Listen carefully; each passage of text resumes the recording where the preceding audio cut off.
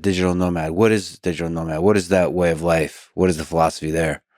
And the history of the movement. I struck upon it on accident because I was like, I'm going to graduate university and then I need to get out of here. I'll fly to Asia because I've been before in Asia. I studied in Korea in 2009, like study exchange. So I was like, Asia is easy, Thailand's easy. And I'll just go there, figure things out. And it's cheap. It's very cheap. Chiang Mai, I would live like for $150 per month rent for like a private room. Pretty good. So I struck upon this on accident. I was like, okay, there's other people on laptops working on their startup or working remotely. Back then, nobody worked remotely, but they worked on their businesses, right? And they would, live in like Colombia or Thailand or Vietnam or Bali. They would live kind of like in more cheap places. And it looked like a very adventurous life. Like you travel around, you build your business. There's no pressure from like your home society, right? Like you're American, so you get pressure from American society telling you kind of what to do. Like you need to buy a house or you need to do this stuff. I had this in Holland too. And you can get away from this pressure. You can kind of feel like you're free. There's nobody telling you what to do. But that's also why you start feeling like you go crazy because you are free. You're disattached from anything and anybody. You're disattached from your culture. You're disattached from the culture you're probably in because you're staying very short. I think Franz Kafka said, "I'm free, therefore I'm lost." Man, that's so true. Yeah, that's exactly the point.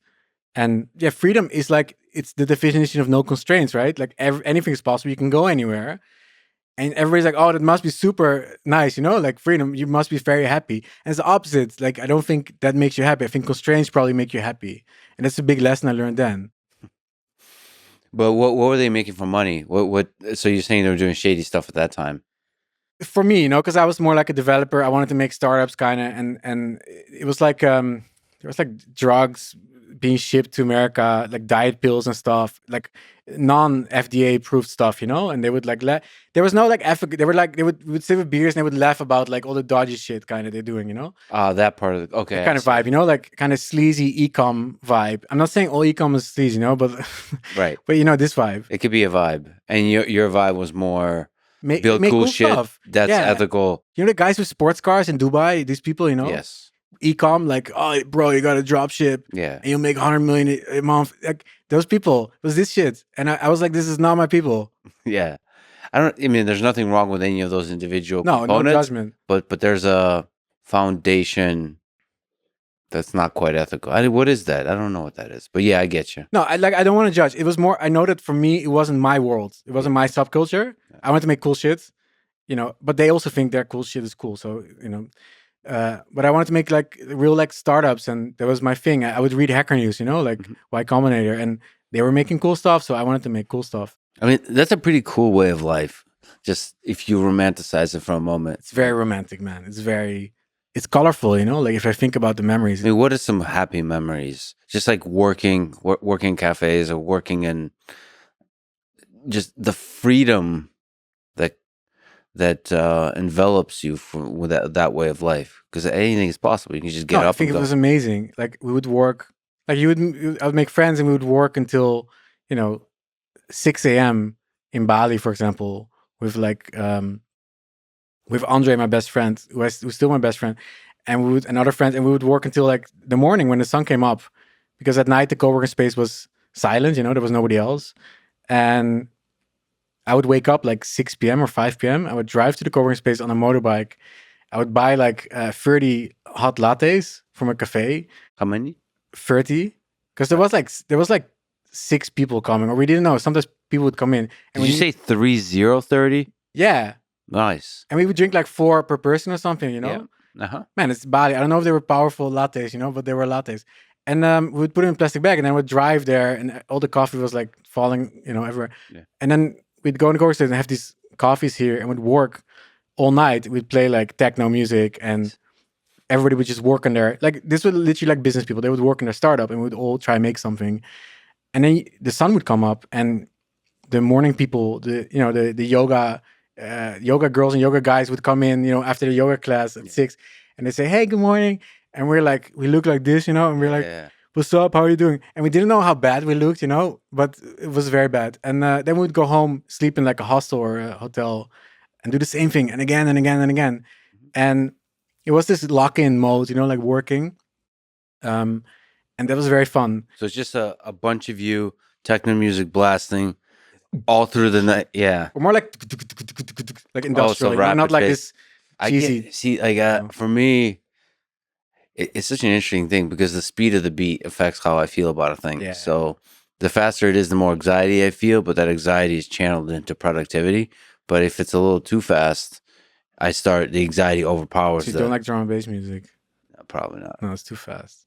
For working, I have to Yeah. play with it. It's like you can actually I can adjust my Yeah. level of anxiety.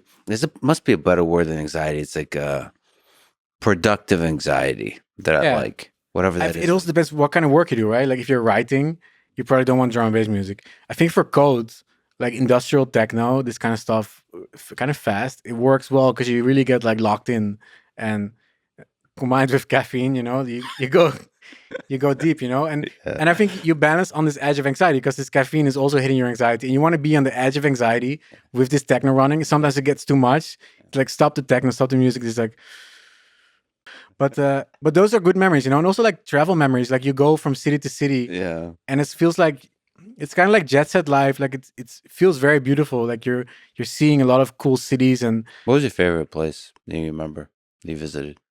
I think still like Bangkok is the best place, and Bangkok and Chiang Mai. I think Thailand is very special. Like I've been to the other places, like I've been to Vietnam and I've been to South America and stuff. I still think Thailand wins in how nice people are, how easy of a life people have there. Everything's cheap. Yeah, and good. Well, Bangkok is getting expensive now, but Chiang Mai is still cheap. I think when you're starting out, it's a great place. Man, the air quality sucks. It's a big problem. So, and it's quite hot, but that's a very cool place. Pros and cons. I love Brazil also. Mm-hmm. My girlfriend is Brazilian, but I do love, not just because of that, but I like Brazil. The problem still is the safety issue, like it's like in America, like it's localized. It's hard for Europeans to understand, like safety is localized to specific areas. So if you go to the right areas, it's amazing. Brazil's amazing. If you go to the wrong areas, like maybe you die. Mm-hmm. Right? Yeah. Yeah, I mean, that's true. But it's not true in Europe. So in Europe, it's much more. That's true. That's more average. You're right. It's more averaged out. Yeah. I like it when there's strong neighborhoods. When you're like, you cross a certain street and you're in a dangerous part of town. Man, yeah. I like it. I like there's certain cities in the United States like that. Yeah. I like that. And you're saying Europe is but more you don't feel meltdown. scared? Well, I don't. Well, I like danger. BJJ. No, not even just that. I think danger is interesting. So danger reveals something about yourself, about others. Also, I like the full range of humanity. Yeah. So I don't like the mellowed out aspects of humanity. I have friends, like these nomad friends that are exactly like this. Like they go to like the kind of broken areas, like they like this reality. They like this authenticity more. They don't like luxury. They don't like. Oh yeah, I hate luxury. Yeah, it's very European of you. Like, wait, was that? That's a whole nother conversation.